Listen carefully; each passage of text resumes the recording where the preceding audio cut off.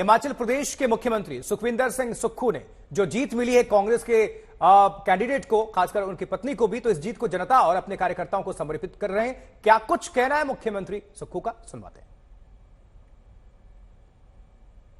हमीरपुर विधानसभा क्षेत्र में जो अंतिम अभी परिणाम में हम थोड़े पिछड़े हुए हैं, तो हम कह सकते हैं निश्चित तौर पर कि कांग्रेस पार्टी की जो 11 दिसंबर 2022 को सरकार बनी थी, उस समय 40 सीटें थी।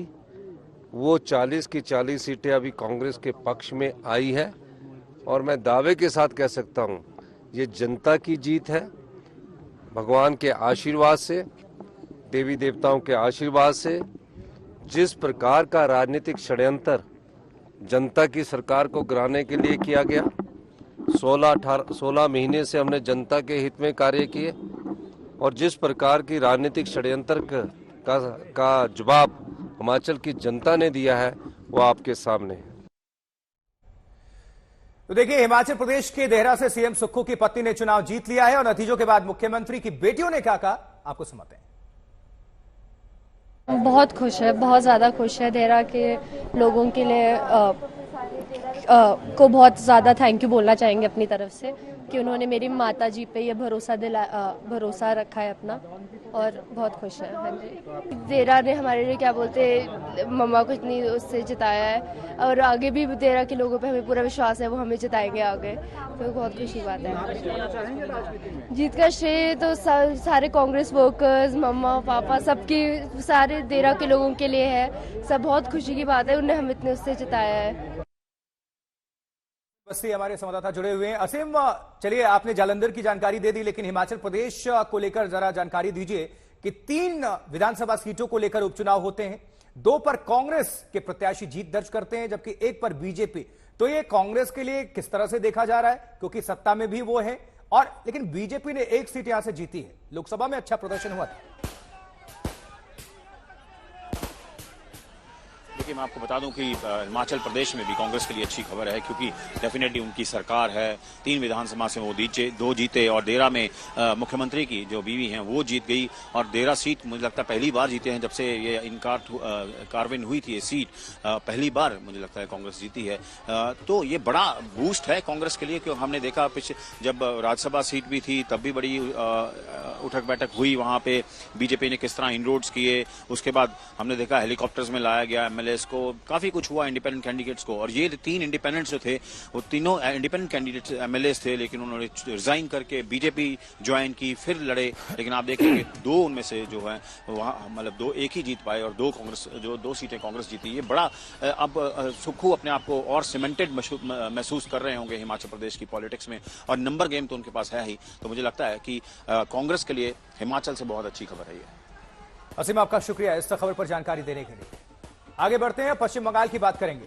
जिन 7 राज्यों में उपचुनाव हुए उसमें बंगाल भी शामिल है और बंगाल में सबसे ज्यादा 4 विधानसभा सीटों पर उपचुनाव हुए हैं और यहां बीजेपी का खाता नहीं खुला है। 2 सीटों पर टीएमसी ने जीत हासिल कर ली है, बाकी 2 सीटों पर बढ़त बनाए हुए हैं ममता बनर्जी की पार्टी टीएमसी, और टीएमसी के जीतने के बाकी दोनों सीटों पर ही आसार है, क्योंकि बढ़त मार्जिन काफी है। निकटतम प्रतिद्वंदी से अंतर बहुत ज्यादा है। पश्चिम बंगाल की 2 विधानसभा सीटों पर टीएमसी की जीत हो चुकी है और 2 सीटों पर उम्मीद ये बताई जा रही है, जिस तरह से मार्जिन है उसको देखते हुए कहा जा सकता है कि टीएमसी की यहां से जीत होगी, यानी कि 4 के 4 ममता बनर्जी के खाते में जाएगी, उनके पार्टी के खाते में जाएगी। राणाघाट और मानिकतला में टीएमसी आगे चल रही है, पश्चिम बंगाल में बीजेपी का खाता नहीं खुला।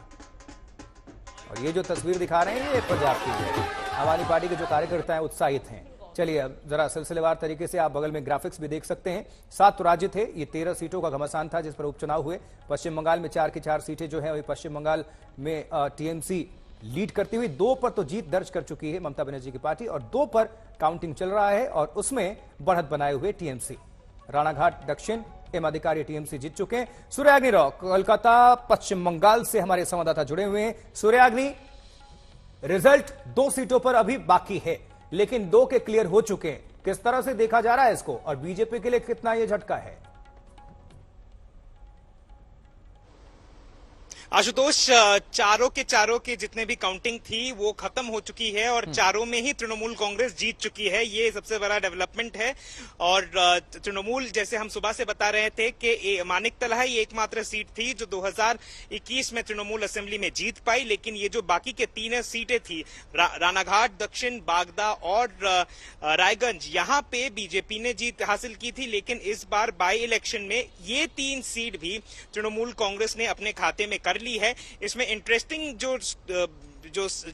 जो तथ्य सामने उभर कर आया है ये है कि 2021 में जो भाजपा के कैंडिडेट थे रानाघाट, दक्षिण और रायगंज के लिए, उन लोगों ने जीतने के बाद बीजेपी छोड़ दिया और उसके बाद तृणमूल में आ गए। 2024 के चुनाव में आशुतोष, उनको तृणमूल ने टिकट दिया लोकसभा क्षेत्र के लिए चुनाव लड़ने के लिए, लेकिन वो जीत नहीं पाए। और क्योंकि उन लोगों ने अपना इस्तीफा दे दिया था एमएलए सीट का, तो वहां पे बाई इलेक्शन हो गया और उसी बाई इलेक्शन में तृणमूल ने उन लोगों को ही सीट में रिपीट किया और वो लोग फिर से जीत के आ गए। तो 2021 में यही 2 लोग थे, रानाघाट, दक्षिण और रायगंज में, जहां पे बीजेपी के टिकट से जीते थे, लेकिन इसी बार तृणमूल के टिकट पे जीते हैं। बागदा जो नॉर्थ 24 परगना में है और माना जाता है कि मतुआओं का घर है, शांतनु ठाकुर वहां से एमपी भी है, बोनगा से वहां पे बागदा आता है। वहां पर भी शांतनु ठाकुर के कजिन बहन को, ममता बाला ठाकुर जो राज्यसभा की एमपी है, उनकी बेटी को टिकट दिया गया, वो भी जीत चुकी है।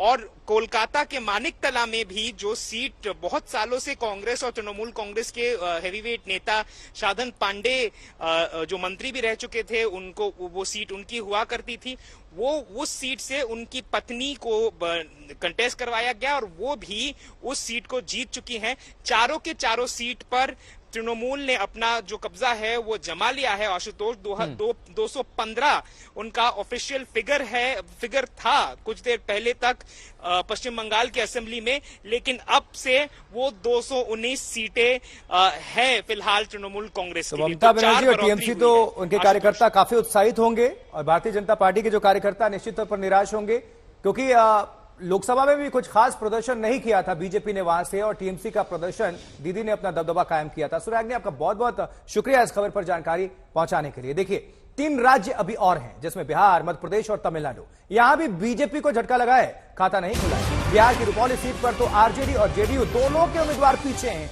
मध्य प्रदेश के अमरवाड़ा में बीजेपी आगे है और तमिलनाडु की वक्रावंडी सीट पर डीएमके आगे। जीतना लगभग तय माना जा रहा है क्योंकि अंतर बहुत ज्यादा है। लेकिन बिहार रुपौली सीट पर निर्दलीय कैंडिडेट आगे हैं। कमाल की बात यह है, इसमें जेडीयू और आरजेडी पीछे। बीमा भारती जो यहीं से विधायक थी पहले और विधायकी छोड़कर सांसदी का चुनाव लड़ी थी, इसमें भी उनको निराशा लगी, वो हार गई और अब फिर से एक बार किस्मत आजमा रही थी, उनको फिर से झटका। रोहित सिंह ज्यादा विस्तार से जानकारी पहुंचाएंगे, हमारे संवाददाता पटना से जुड़ चुके हैं। रोहित, जो ये हम खबर बता रहे हैं उसके मायने भी समझाइएगा और पूरे जो आंकड़े हैं उसको भी बताइएगा।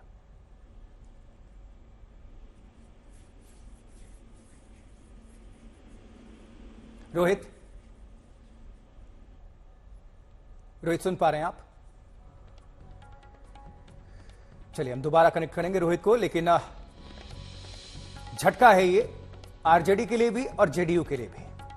वहां से जो निर्दलीय प्रत्याशी हैं वो आगे बताए जा रहे हैं। ये अपने आप में बड़ी बात होगी उनके लिए और बड़ी जीत भी होगी और जनता का यह संदेश भी होगा कि ना ही आरजेडी पर उन्होंने विश्वास किया है और ना ही जेडीयू पर।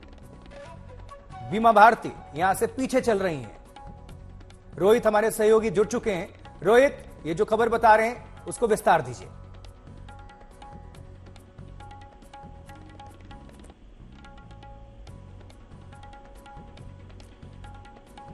चलिए, कुछ तकनीकी समस्या होगी, रोहित तक हमारी आवाज नहीं पहुंच पा रही है, लेकिन फिलहाल आपको हम बता दें, कमाल की बात यह है कि निर्दलीय कैंडिडेट यहां से आगे चल रहे हैं, बीमा भारती पीछे चल रहे हैं आरजेडी वाले। इंडिया ब्लॉक उत्साहित और इंडिया ब्लॉक ने इस उपचुनाव में झंडे गाड़ दिए हैं। लोकसभा चुनाव में जो लहर चली वो उपचुनाव में भी बरकरार है। ये एक ट्रेंड है जो लोकसभा चुनाव से शुरू हुआ और अब आगे बढ़ रहा है। आने वाले जितने भी चुनाव होंगे लगभग भारतीय जनता पार्टी हारती चली जाएगी। ये हार का एक ट्रेंड शुरू हुआ है 14 में हमारे लिए शुरू हुआ था, हमने देखा उसके बाद हम कई चुनाव हारे। अब वही हाल, उससे भी बुरा हाल भारतीय जनता पार्टी का होने वाला है।